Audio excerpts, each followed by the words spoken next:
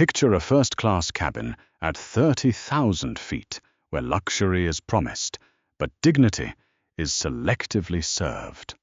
When a highly successful black entrepreneur was bluntly denied a simple glass of champagne by a condescending flight attendant, she didn't raise her voice or create a scene. Instead, she reached into her carry-on bag and unleashed $1 million empire right onto her tray table. What followed was a masterful display of elegant, calculated revenge that left the entire flight crew absolutely speechless.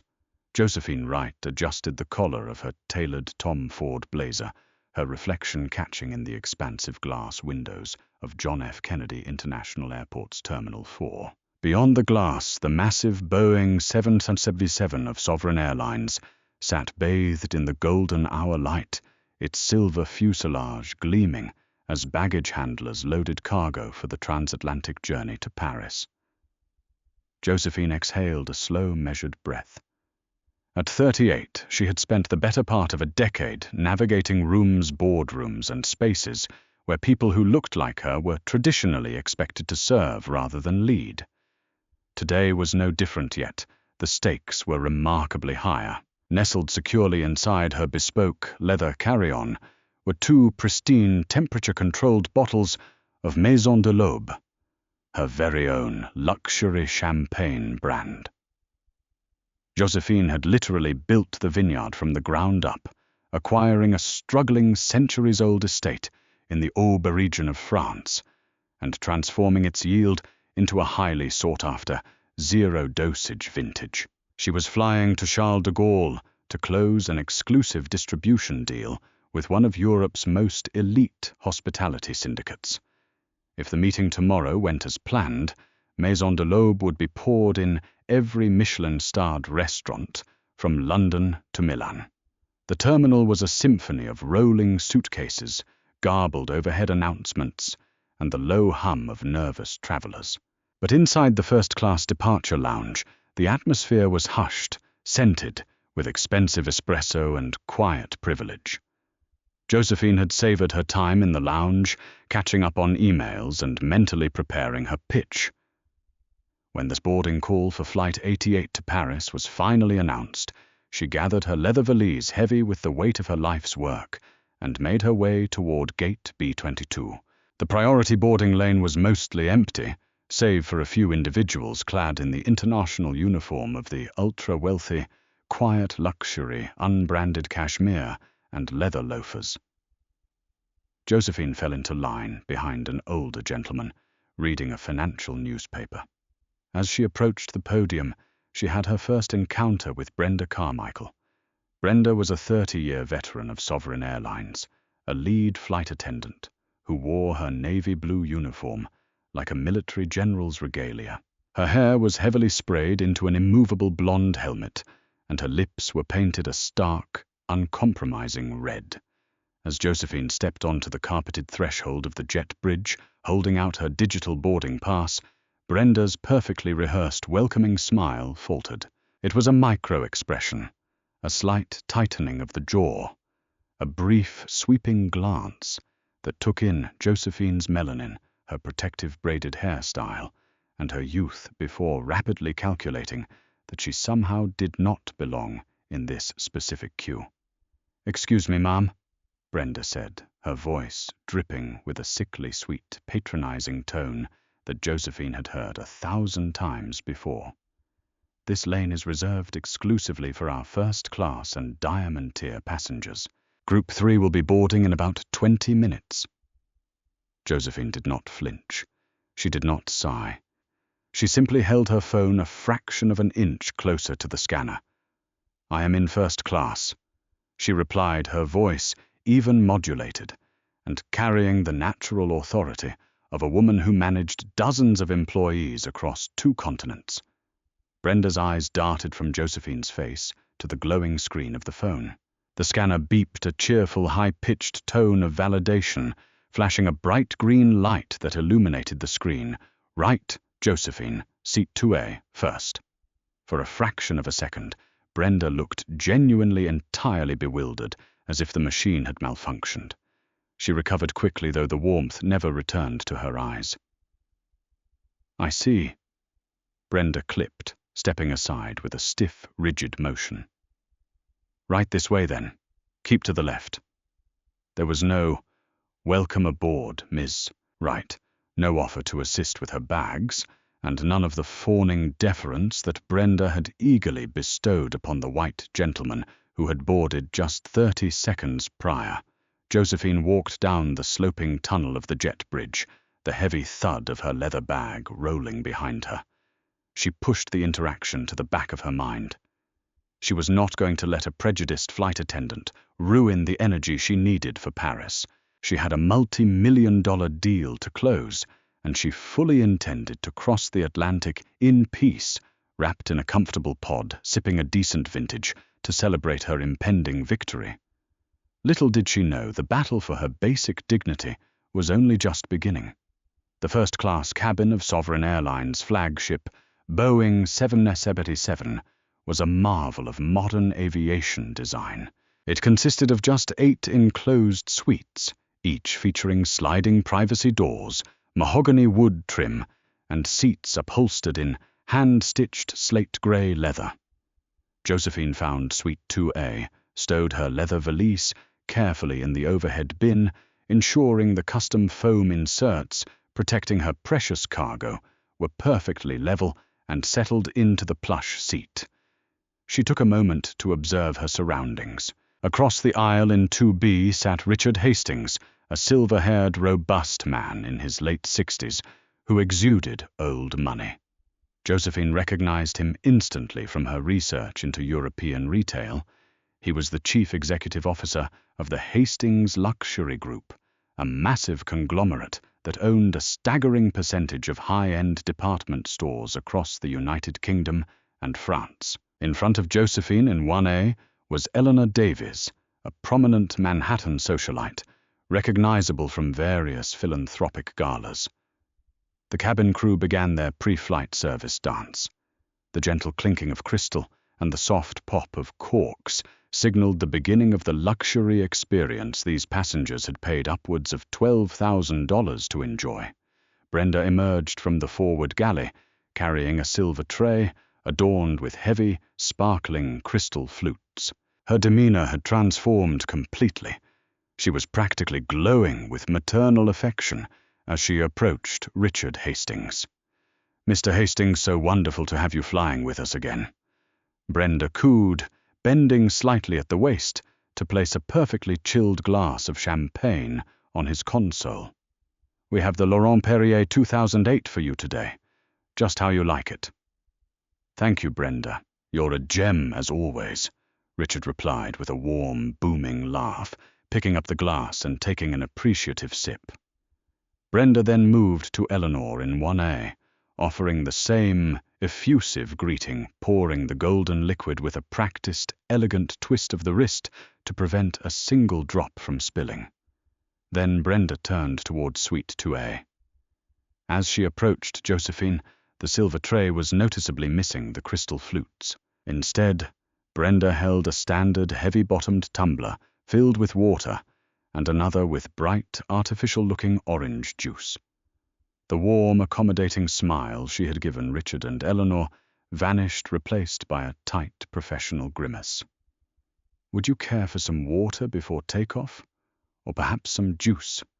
Brenda asked, her tone entirely devoid of the reverence she had just displayed across the aisle. Josephine looked at the tray, then up at Brenda. She kept her posture relaxed, her hands folded gracefully in her lap. "Actually, I would love a glass of the Laurent Perrier, please." Brenda's posture stiffened immediately. She glanced nervously around the cabin, though no one else was paying them any attention yet. "I apologize, but we have a very limited allocation of the vintage champagne on this flight. I need to ensure there is enough to last the entire journey for our premium guests." The implication hung in the cabin air, thick and suffocating. Premium guests. The unspoken assumption was loud and clear.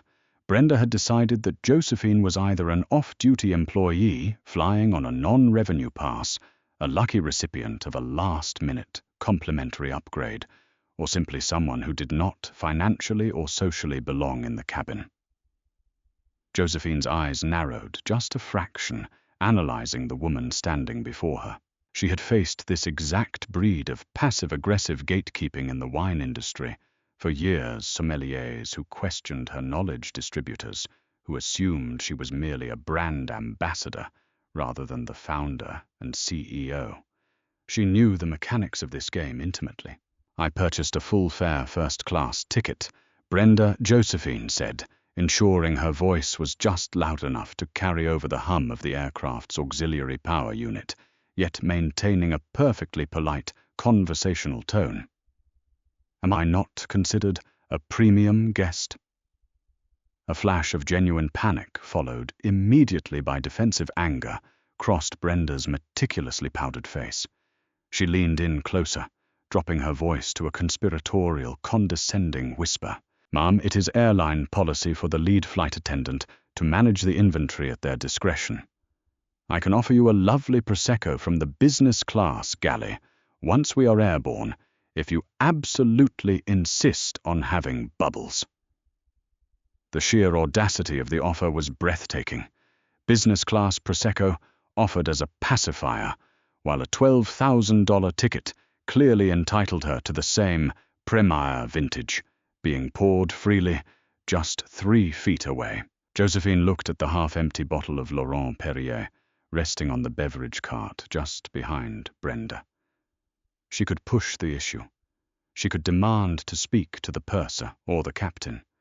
She could create a viral moment, raise her voice, and rightfully demand the service she paid for. But Josephine was a strategist.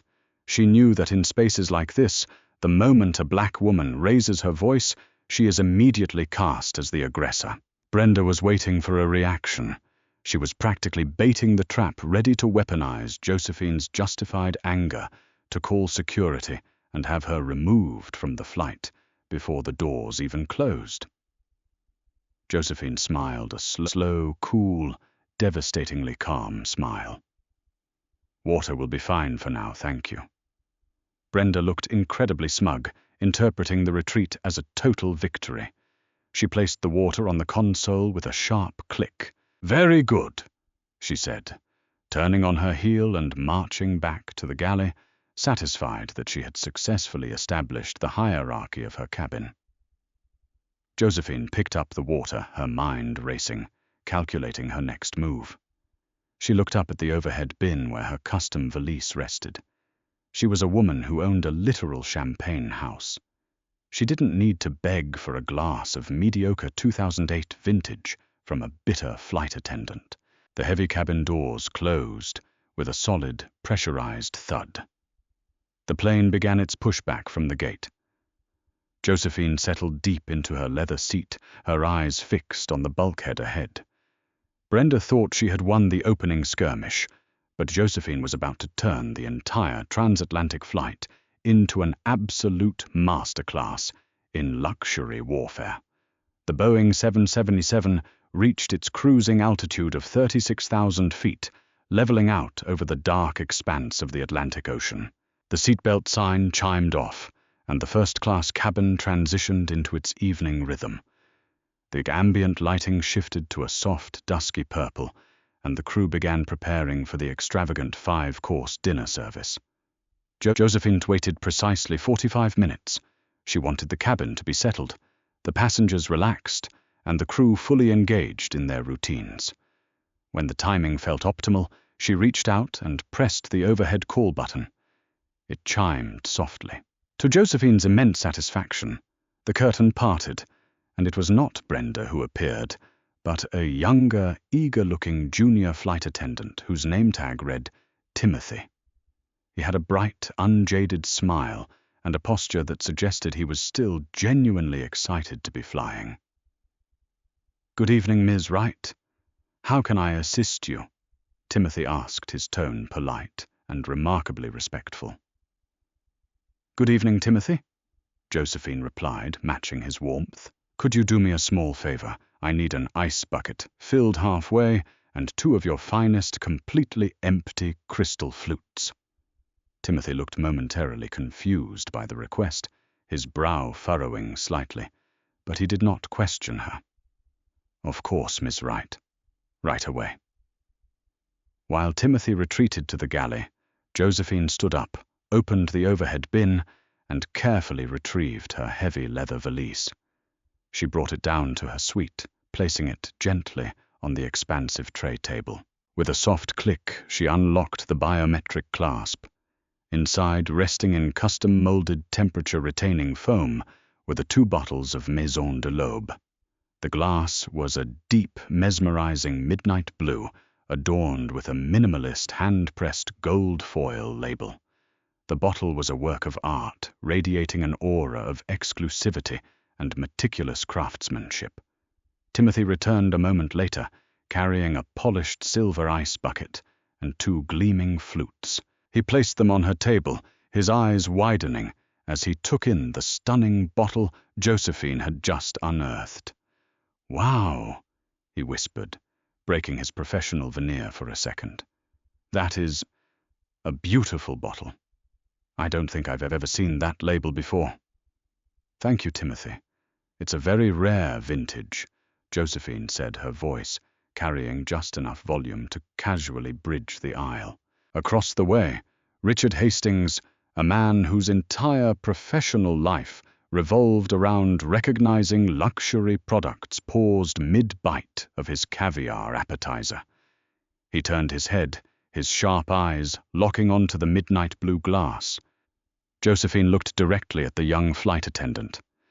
"Timothy, I am intimately familiar with FAA regulations, specifically 14 CFR Paragraph 121, 575, which strictly dictates that no passenger may consume any alcoholic beverage aboard an aircraft unless that beverage has been served to them by the certificate holder, meaning the flight crew." Timothy blinked, taken aback by her precise citation of federal aviation law. Yes, ma'am. That is absolutely correct." "Excellent." Josephine smiled, her eyes glinting with strategic brilliance. She lifted the bottle of Maison de l'Aube and held it out toward him. "Therefore, to ensure we remain in strict and total compliance with federal law, would you do me the profound honor of opening this bottle and serving it to me?" Timothy's face broke into a massive, delighted grin. He immediately understood the assignment.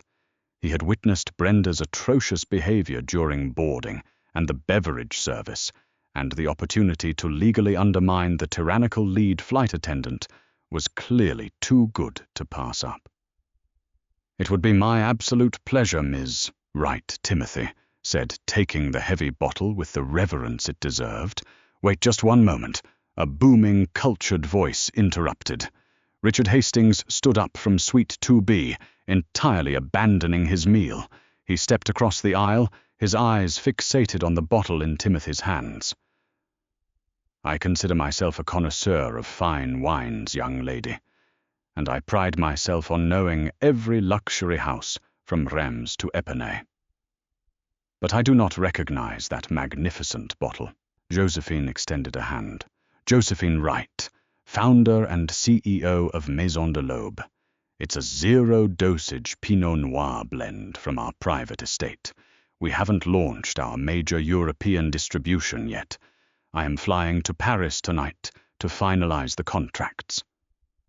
Richard took her hand, his expression transforming from simple curiosity to profound respect. "Richard Hastings, it is an absolute honor, Miss Wright. The audacity to bring a zero dosage to the European market. You must be incredibly confident in your yield." "I am," Josephine replied smoothly. She gestured to the second empty flute sitting on her tray table.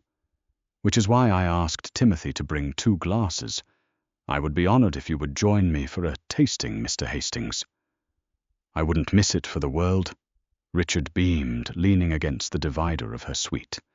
Timothy, handling the bottle with absolute precision, expertly peeled back the gold foil. He untwisted the wire cage and grasped the cork. With a subtle professional twist of the base, the cork yielded with a whisper. Soft hiss, the hallmark of a perfectly executed opening, entirely devoid of a crass pop. He poured a small amount into Josephine's glass, then Richard's. The liquid was a stunning, brilliant gold, dancing with impossibly fine, relentless pearlage that cascaded upward in tight, perfect columns. The aroma immediately began to permeate the immediate vicinity notes of toasted brioche, crisp green apple, and a distinct, striking minerality. Richard held the glass up to the ambient light, admiring the color before taking a slow, deliberate sip. He closed his eyes. The cabin around them seemed to hold its breath. "Good God," Richard whispered, opening his eyes and staring at Josephine in utter astonishment. That is nothing short of spectacular. The balance is immaculate. It rivals the finest Krug I've ever tasted." Before Josephine could thank him, the heavy curtain separating the galley from the cabin was aggressively yanked open. Brenda Carmichael stormed down the aisle, her face flushed with a dark, furious crimson. She had smelled the distinct aroma of the vintage from the galley, and seeing Timothy actively pouring from an outside bottle pushed her over the edge. "What is the meaning of this?" Brenda hissed, her voice vibrating with barely contained rage, abandoning any pretense of first-class decorum. She pointed a trembling, manicured finger at the bottle. "You cannot consume outside alcohol on this aircraft. It is a direct violation of federal law. I am confiscating that bottle immediately, and I will have the captain radio ahead for security to meet you at the gate in Paris." Brenda reached out, attempting to snatch the $1 million bottle right out of Timothy's hands. Brenda's manicured fingers clawed through the pressurized cabin air, desperate to snatch the midnight blue bottle from Timothy's hands. The sheer violence of the gesture shattered the curated tranquility of the first-class cabin. Timothy, displaying the reflexes of a much more seasoned crew member, immediately took a swift half-step backward, rotating his shoulders to shield the incredibly expensive vintage from the furious lead flight attendant. Josephine stood up. She did not rush, nor did she raise her voice, but the sudden shift in her posture was akin to a panther rising from the grass. The tailored lines of her Tom Ford blazer seemed to sharpen as she placed herself firmly between Timothy and Brenda. "Do not touch him, and do not touch my property," Josephine commanded. Her voice was not a yell. It was a deadly, low-frequency hum that commanded absolute obedience.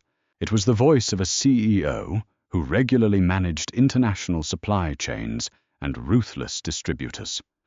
Brenda halted, her chest heaving, though her eyes remained wild with indignation. "You are in direct violation of the law. I am the lead flight attendant on this aircraft, and I order you to surrender that contraband immediately." "You are gravely mistaken about the law," Brenda Josephine replied, her tone dripping with frigid articulation. "As I just explained to Timothy, Federal Aviation Regulation 14, CFR Paragraph 121-475 strictly states that no person may drink any alcoholic beverage aboard an aircraft unless the certificate holder operating the aircraft has served that beverage to them. It does not state that the alcohol must belong to the airline's inventory. It states it must be served by the crew." Timothy opened the bottle. Timothy poured the glass. "I am in full, unassailable compliance with the Federal Aviation Administration." Brenda's face twisted into a mask of pure, ugly disbelief. She was completely unaccustomed to passengers who knew aviation regulations better than she did. That is a technicality. It is airline policy." "Airline policy does not supersede federal law," Josephine interjected, smoothly, effectively cutting the woman off at the knees. "Furthermore, confiscating a passenger's personal property without legal grounding constitutes theft. This bottle of Maison de l'Aube is valued at approximately $1,200 retail, though its pre-distribution exclusivity makes it practically priceless. If you lay a single finger on it, I will not only press federal charges for attempted theft across international lines, but I will also personally sue you in civil court for destruction of high-value property." The cabin was dead silent. Eleanor Davies, the Manhattan socialite in Suite 1A, had twisted entirely around in her seat, watching the confrontation with undisguised fascination. Brenda scoffed a desperate, breathless sound. "You are threatening me on my aircraft. I am calling the captain. You will be arrested the moment we touch down at Charles de Gaulle. Actually, you will do absolutely no such thing," a booming, authoritative voice declared. Richard Hastings stepped fully into the aisle, pulling his tailored suit jacket taut. He possessed the kind of effortless, terrifying authority that only came with billions of dollars and decades of commanding global industries. He fixed Brenda with a stare that could freeze boiling water. "Mr. Hastings," Brenda stammered, her rage suddenly fracturing into profound confusion. She could not comprehend why her favorite, most pampered billionaire was taking the side of the woman she was actively trying to humiliate. "Ms. Carmichael, is it?" Richard said, reading her name tag with dripping disdain. "Let me make something abundantly clear to you. My name is Richard Hastings. My conglomerate, the Hastings Luxury Group, spends approximately $25 million annually with Sovereign Airlines for our corporate travel accounts. We hold one of the largest corporate contracts on your books. And right now I am standing here as an invited guest of Ms. Wright, participating in a private tasting of an exceptional vintage." Brenda's mouth opened and closed silently, like a fish pulled onto a dry dock. The color rapidly drained from her face, leaving her heavy makeup looking stark and unnatural.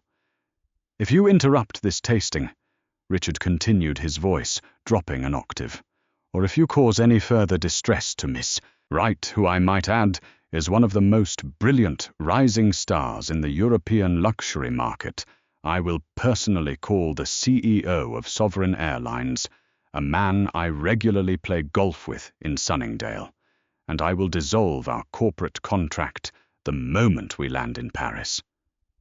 Do you understand the magnitude of what I am telling you?" The silence that followed was suffocating. The sheer weight of Richard's threat hung in the cabin air, heavy and lethal. Brenda was no longer looking at a black woman she thought she could easily bully. She was staring down the barrel of a $25 million corporate defection, and she was the one holding the match. I... Brenda stuttered, her eyes darting frantically between Richard, Josephine, and the junior flight attendant, who was still diligently holding the bottle of champagne. "Call the captain," Josephine said, quietly breaking the silence. She sat back down in her plush leather seat, crossing her legs with immaculate grace. "Go ahead, Brenda. Bring the captain out here. Let's explain to him exactly why you denied a first-class passenger the standard beverage service during boarding, and why you are now attempting to physically assault a junior crew member to steal my property. I am sure he would love to hear your reasoning." The first-class cabin felt like a powder keg, waiting for a spark. Brenda, completely cornered and vibrating with defensive panic, practically ran to the forward galley. The sharp beep of the intercom phone being snatched off its receiver echoed through the curtain. 2 minutes later, the heavy reinforced door of the flight deck clicked open. Captain Harrison emerged. He was a tall, distinguished man in his late 50s, his uniform pressed to military perfection, 4 gold stripes gleaming on his epaulets. Behind him trailed the in-flight purser, a stern-looking woman named Diane, who held the manifest on a digital tablet. Captain Harrison stepped past the galley curtain, his expression grave. Brenda had clearly fed him a hysterical narrative over the intercom, because he walked into the cabin expecting a physical altercation or a dangerously unruly passenger. Instead, he found soft, ambient lighting classical music playing faintly over the speakers, and 3 passengers quietly conversing. Brenda trailed right behind the captain, pointing a shaking finger at Josephine. That is the passenger, Captain. She brought outside alcohol aboard, aggressively threatened me, and enlisted this junior crew member to break federal protocol. Captain Harrison stopped at the edge of Suite 2A. He looked at Josephine, who was calmly sipping her water. He looked at Richard Hastings, who was standing casually in the aisle, holding a crystal flute. Then he looked at Timothy, who was standing straight and tall, the midnight blue bottle cradled respectfully in his arms. "Good evening, folks," Captain Harrison said, his voice deep and calming, trained to de-escalate. "I've been informed we have a disturbance regarding unauthorized alcohol consumption." Before Josephine could speak, Richard stepped forward.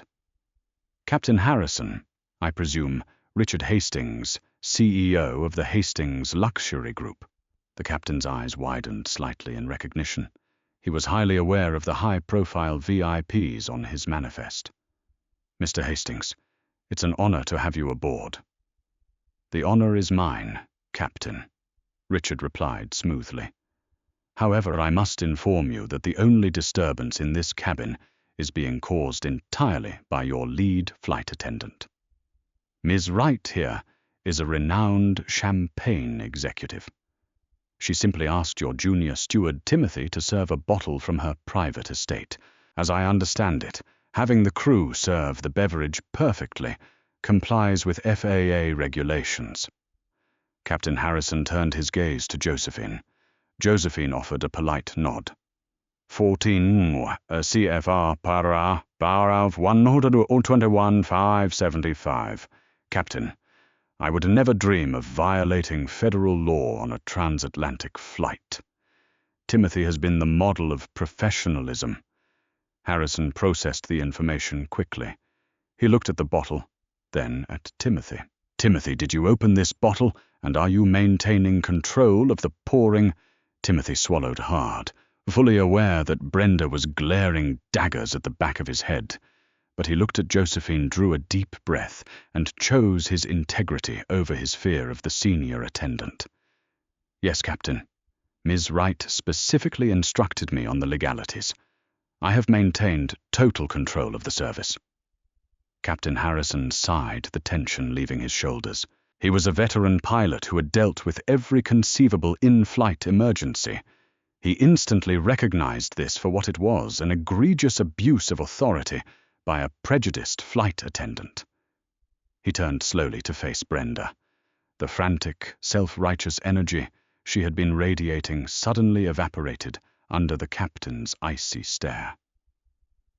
"Brenda," Captain Harrison said, his voice dangerously quiet, "you pulled me out of the flight deck mid-climb, claiming an unruly passenger was threatening the safety of the crew. You claimed there was a federal violation occurring. She was threatening me. She said she would sue me." Brenda scrambled her voice, pitching upward in desperation. "Because you attempted to physically confiscate her legal property, the purser." Diane interjected quietly, having reviewed the notes on her tablet and assessed the situation herself. Diane had worked with Brenda for years and was well aware of her tendency to gatekeep minority passengers. "Enough," Captain Harrison snapped. He looked deeply apologetic as he turned back to Josephine. "Ms. Wright, I offer my profound apologies on behalf of Sovereign Airlines. This is not the standard of luxury or respect we strive to provide. Your interpretation of the regulation is correct. As long as Timothy handles the service, you are perfectly within your rights to enjoy your vintage." Josephine smiled graciously. "Thank you, Captain. I appreciate your swift and fair assessment." Harrison turned back to Brenda, his jaw set in a hard line. "Brenda, gather your personal items from the forward galley. You are hereby relieved of your duties in first class for the remainder of this flight. You will report to the rear economy galley immediately, and you will not step foot past the business class curtain until we are on the ground in Paris.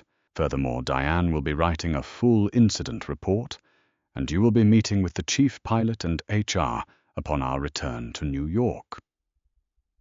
Brenda looked as though she had been struck by lightning.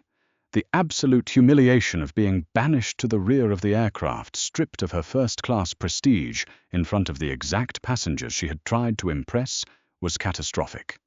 "Captain, please, you can't—" "Go now," Harrison ordered, leaving absolutely no room for negotiation. Brenda turned her face a mask of supreme devastation and practically fled down the aisle, the heavy curtains snapping shut behind her. Captain Harrison offered one final respectful nod to the cabin. "Timothy, please ensure Ms. Wright and Mr. Hastings have everything they require. Have a wonderful evening, folks." As the captain returned to the flight deck, a collective, silent breath of relief washed over the first-class cabin. Timothy stepped forward, his smile returning brighter than ever. "Right then," he said cheerfully. "Shall I pour another round?" With Brenda entirely removed from the equation, the atmosphere in the first-class cabin underwent a miraculous transformation. The oppressive judgmental energy evaporated, replaced by the genuine elevated camaraderie that high-altitude luxury was meant to foster. "Excuse me," a cultured, melodic voice called out from Suite 1A. Eleanor Davies, the socialite who had watched the entire showdown in stunned silence, unbuckled her seatbelt and stood up. "I don't mean to intrude, but considering I just witnessed the most magnificent dismantling of terrible customer service in aviation history, I simply must introduce myself, Eleanor Davies, and I would desperately love to try whatever is in that beautiful blue bottle." Josephine laughed, a rich, warm sound that cut through the last remnants of tension. "Please join us, Eleanor. Timothy, another glass, if you would." What began as a hostile confrontation had rapidly evolved into a completely exclusive private tasting at 36,000 feet. Timothy, reveling in his sudden promotion to sole first-class attendant, provided impeccable service pairing the Maison de l'Aube with beluga caviar, warm blinis, and crème fraîche. Richard Hastings savored his second glass, his shrewd business mind operating at maximum capacity. He swirled the golden liquid, observing the perfect legs sliding down the crystal. "So, Josephine," Richard began, adopting a tone that was both conversational and sharply inquisitive. "You mentioned you were flying to Paris to secure a distribution deal. May I ask who you are meeting with?" Josephine met his gaze, recognizing the shift from casual admiration to predatory business interest. "I have a meeting scheduled tomorrow afternoon with Groupe Moreau. They have a massive footprint in the European hospitality sector, specifically regarding boutique vineyards." Richard actually scoffed, shaking his head. "Groupe Moreau. Yes, they have a footprint. They also have a notorious reputation for predatory contracts. They will demand 60% of your margins for the privilege of sitting on their shelves, and they will likely demand a rebranding to fit their portfolio. They will strip the soul right out of this brand." Josephine took a slow sip of her champagne. She knew this. She had spent months agonizing over the term sheets, fully aware that she was walking into a shark tank. But as an independent black female owner, in a predominantly white, legacy-driven industry, breaking into the European market required leverage she didn't yet possess. "I am aware of their reputation." "Richard," Josephine said smoothly. "But I need distribution. I need access to the luxury department stores, the Michelin restaurants in London, the high-end boutiques in Milan. Moreau can provide that infrastructure immediately." Richard set his glass down on the console, leaning forward. The billionaire CEO was no longer making small talk. He was actively hunting. "Josephine, look at what you just achieved," Richard said, his voice quiet but intensely focused. "You walked onto this plane, faced blatant discrimination from a legacy system designed to keep you in your place, and you completely dismantled it without breaking a sweat. You didn't raise your voice. You simply outmaneuvered them using their own rules. You are not a woman who should be handing over 60% of her margins to a mediocre French conglomerate." Eleanor Davies nodded in fervent agreement. "He's right, darling. Your product is extraordinary. The narrative behind it is even better. Here is my proposal." Richard continued, his eyes locked onto hers. "Skip the meeting with Moreau tomorrow. The Hastings Luxury Group owns Harrods in London, Galeries Lafayette in Paris, and 50 of the most exclusive high-end retailers across Europe. I want exclusive European distribution rights for Maison de l'Aube." Josephine's heart gave a sudden violent kick against her ribs, but her facial expression remained a mask of placid calculation. This was the holy grail. An exclusive partnership with Hastings Group was worth infinitely more than the Moreau deal, both in prestige and sheer financial volume. "Exclusive distribution," Josephine countered, keeping her tone perfectly level. "That is a significant commitment, Richard. We haven't discussed volume supply chain logistics, or most importantly, the revenue split." "I'll give you a 30-70 split in your favor," Richard fired back, instantly, offering terms so lucrative they were almost unheard of in the luxury beverage sector. "We handle all shipping logistics from your vineyard in Aube to our centralized hubs. We place Maison de l'Aube as the flagship champagne in all our VIP lounges, our flagship retail stores, and our partner restaurants. I want a 5-year contract with the option to renew. And I will write you a $15 million advance check the moment we land in Paris to secure the inventory." Eleanor gasped softly, her hand flying to her chest. Timothy, who was clearing plates nearby, froze mid-step, his eyes practically bugging out of his head at the casual mention of $15 million. Josephine remained completely silent for 10 long seconds. She looked at the midnight blue bottle resting in the silver ice bucket. She thought about the grueling years she spent acquiring the estate, the endless nights analyzing soil pH levels, the closed doors, the dismissive sommeliers, and the gatekeepers like Brenda, who tried to tell her she didn't belong in the first-class cabin of her own industry. She looked back at Richard. 40-60 split in my favor, she said firmly, and I retain 100% creative control over marketing and brand identity. Hastings Group does not touch the label, the bottle design, or the narrative. Richard stared at her, an immense smile slowly breaking across his weathered face. He slapped his hand down on the armrest. God, I love a brilliant negotiator. You have yourself a deal, Josephine. Richard pulled a pristine Sovereign Airlines first-class menu from his seat pocket and produced a solid gold Mont Blanc fountain pen from his breast pocket. Right there, at 36,000 feet, cruising at Mach 8.4 over the dark expanse of the Atlantic Ocean, the billionaire CEO drafted a binding term sheet on the back of the heavy cardstock. He signed his name with a flourish and passed the menu across the aisle. Josephine took the pen, her hand completely steady, and signed her name beneath his. The transaction was complete. She had boarded the flight as an underdog, fighting for a sliver of the European market, fighting just to be served a glass of water. She was going to land in Paris as a multi-million-dollar mogul with the absolute backing of a global titan. Josephine lifted her crystal flute, catching the soft ambient light of the cabin. To new partnerships, she said, her voice rich with the taste of absolute, uncompromising victory. To new partnerships, Richard and Eleanor echoed, raising their glasses.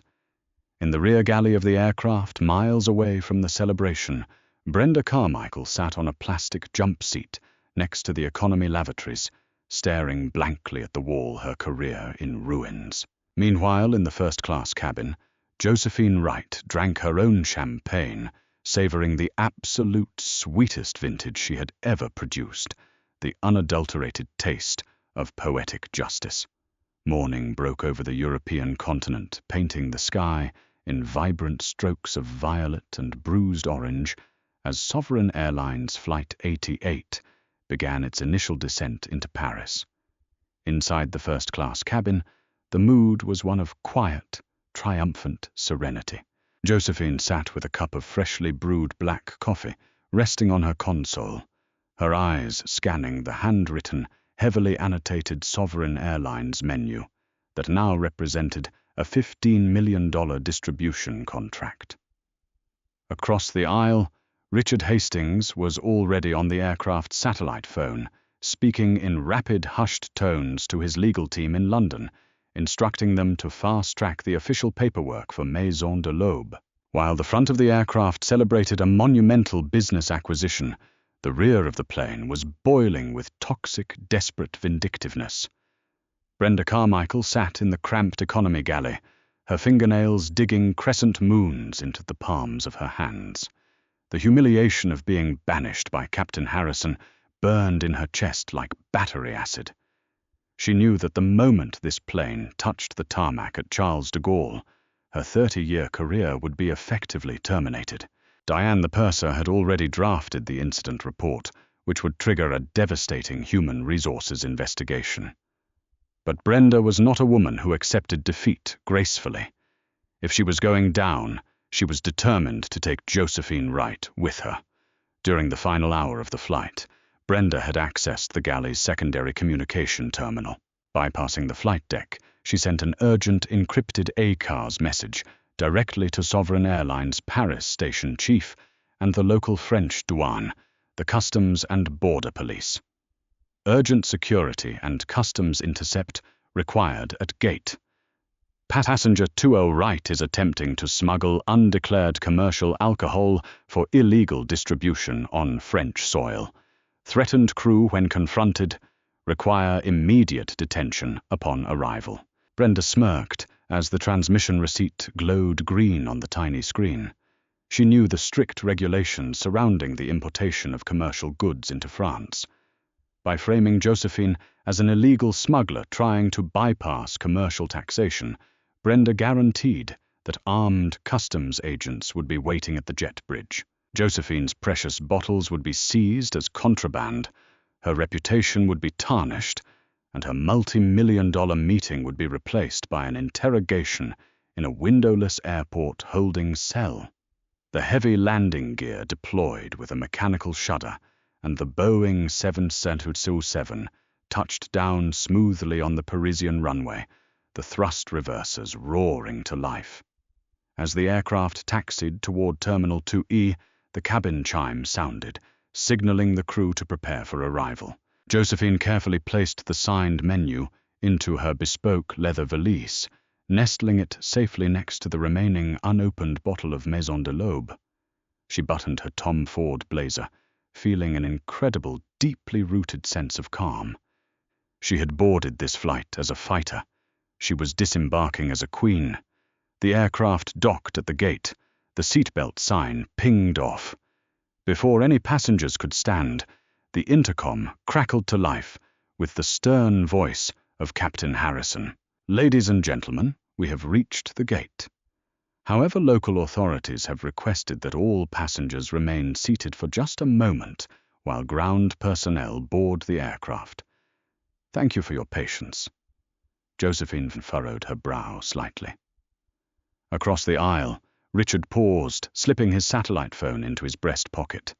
The heavy forward cabin door swung open. Instead of the usual ground crew, 3 stern-faced French customs officers stepped onto the aircraft, accompanied by a sharply dressed man wearing a Sovereign Airlines corporate lanyard, David Lawson, the Paris station chief. Suddenly, a voice echoed from the back of the aircraft. Brenda pushed her way through the business-class curtains, completely ignoring safety protocols, a look of malicious triumph plastered across her heavily powdered face. "Officers right here." Brenda pointed a shaking finger directly at Josephine. "That is the passenger suite 2A. She has undeclared commercial contraband in that leather bag. She is attempting to bypass international customs and threatened the crew when I tried to enforce the law. The lead customs officer, a tall, severe-looking Frenchman, approached Josephine's suite, his hand resting casually near his duty belt. "Madame, please step into the aisle and present your passport and your luggage." Josephine did not panic. She looked at Brenda, whose eyes were wide with vindictive glee, and then looked calmly at the officer. She stood up, retrieving her passport. "Is there a problem, officer?" "We received an emergency transmission from your flight crew regarding the illegal transportation of commercial goods." The officer stated, his accent thick and professional. "Open the bag, please." Before Josephine could unlock the biometric clasp, Richard Hastings stepped directly into the officer's path. "That will not be necessary, officer." Richard boomed his voice, carrying the sheer, undeniable weight of a man who practically owned the retail sector of the continent they were currently standing on.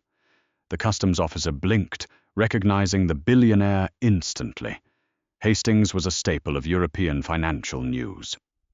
"Monsieur Hastings, I apologize for the intrusion, but this is a security matter regarding undeclared imports." "Nonsense," Richard countered, pulling a digital tablet from his briefcase. "The only security matter here is a completely unhinged flight attendant attempting to weaponize local authorities to cover up her own blatant bigotry and incompetence. Ms. Wright is not smuggling anything. She is my newest executive partner." Richard tapped his screen and held it up for the officer. "The Hastings Luxury Group holds a Tier 1 international commercial import license with the French government. Any and all goods in Ms. Wright's possession are currently covered under my corporate umbrella, fully declared through our automated customs portal the moment we signed our partnership at 36,000 feet. Here is the digital manifest, time-stamped and approved by your own ministry." The customs officer leaned in, reading the screen. The authorization was ironclad. A Tier 1 Hastings import license was the golden ticket of European commerce. It completely nullified any accusation of petty smuggling. The officer's severe expression softened into one of respectful deference. "Ah, I see. My apologies, Monsieur Hastings. The paperwork is entirely in order." Brenda's jaw practically unhinged. The malicious smile melted off her face, replaced by a look of sheer, unadulterated horror. No, that's impossible. She's lying. She brought it on board herself." "Brenda, that is quite enough." Captain Harrison marched out of the flight deck, his face flushed with furious indignation. He handed a printed log to David Lawson, the station chief. "Mr. Lawson, this lead attendant sent a false security transmission using the galley ACARS system without my authorization." Captain Harrison declared loudly, ensuring everyone in the cabin heard him. "She intentionally fabricated a smuggling charge to harass a first-class passenger because I relieved her of duty mid-flight for discriminatory behavior." David Lawson read the captain's log, his face turning completely pale. Filing a false security threat with International Border Police was not just a fireable offense, it was a criminal one. Lawson turned to Brenda, his eyes cold and unforgiving. "Brenda Carmichael." Lawson said, his voice clipped and devoid of any corporate warmth. "You are officially terminated from Sovereign Airlines, effective immediately. Surrender your company ID and your security badge. The customs officers are not here for Ms. Wright. They are going to escort you to the airport police detachment, where you will be charged with filing a false international security alert and wasting the time of the French douane." The cabin was dead silent. The absolute crushing reality of her situation finally hit Brenda. She had tried to burn Josephine to the ground, but she had only succeeded in immolating her own life. Stripped of her uniform, her pension, and her freedom, Brenda began to sob, a pathetic, broken sound that elicited zero sympathy from anyone present. Two of the customs officers flanked Brenda, gripping her by the arms. "Come with us, madame," one of them ordered gruffly. As they frog-marched the disgraced flight attendant down the aisle toward the exit, Brenda locked eyes with Josephine one last time. There was no defiance left in her gaze, only the hollow terror of a bully who had finally picked a fight with a titan and lost everything. Josephine didn't smile. She didn't gloat. She simply offered Brenda a slow, dismissive blink, turning her back on the woman before she even crossed the threshold of the aircraft. Well, Eleanor Davies chuckled from Suite 1A, breaking the heavy tension. That was certainly better than the in-flight movie. Timothy, the junior flight attendant, who had stood by Josephine throughout the ordeal, stepped forward to hand Josephine her coat. "Ms. Wright, it has been an absolute honor serving you today." Josephine reached into her purse, withdrawing a crisp $100 bill, and slipped it into Timothy's hand. "The honor was mine, Timothy. Keep an eye out for a package from Hastings Group next month. I'll make sure a case of the reserve vintage finds its way to your home address." Timothy beamed, completely speechless. Richard Hastings clapped Josephine on the shoulder. "Shall we partner? I have a Bentley waiting on the tarmac, and we have a $15 million press release to draft before lunch." Josephine Wright grabbed the handle of her leather valise. She walked off the aircraft, stepping into the glass-walled jet bridge of Charles de Gaulle. The morning sun hit her face, warm and golden. She had faced the ugly, insidious gatekeeping of a world that demanded she make herself small, and she had responded by buying the entire room. She walked out of the airport, not just as a survivor of petty prejudice, but as an undeniable force of nature, ready to conquer Europe, one brilliant, sparkling glass at a time. Poetic justice is served best when it comes with $1 million contract, and a completely dismantled bully. Josephine proved that when the gatekeepers of the world try to deny you a seat at the table, you don't beg for scraps. You buy the entire estate and rewrite the rules of the game.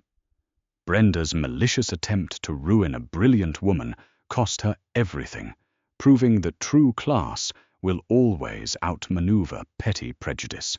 If you loved watching Josephine secure her empire and Brenda face absolute institutional karma, hit that like button, share this epic story of vindication, and make sure to subscribe for more incredible dramas.